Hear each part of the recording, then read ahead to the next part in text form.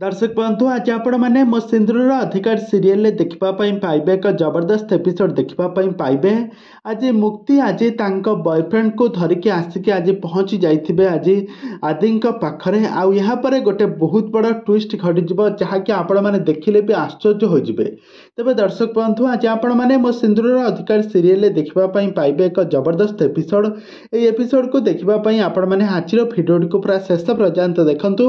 आ पूर्व जदि आपण मैंने आम चैनल को सब्सक्राइब करना ताहले सब्सक्राइब कर पाखर बेल आइकन को दबाई दिंतु।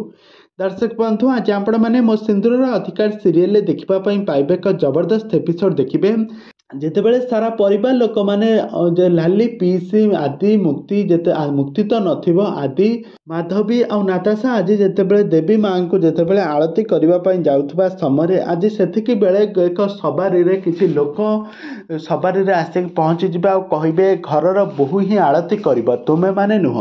तापर मुक्ति बाहरिबे तापर रोमी बाहरिबे तापर मुक्ति कहइबो मु ए घरर बोहू मु ए माँ देवी माँकर मु आरती करिबी।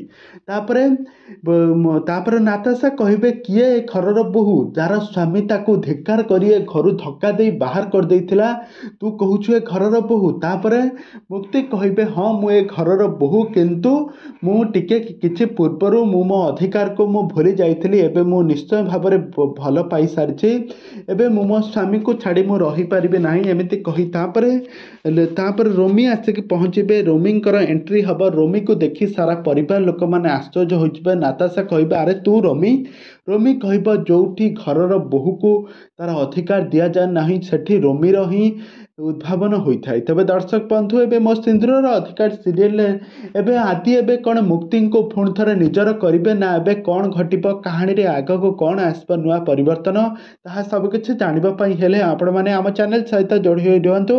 आम चैनल को सब्सक्राइब कर पाखर बेल आइकन को दबाई दिंतु।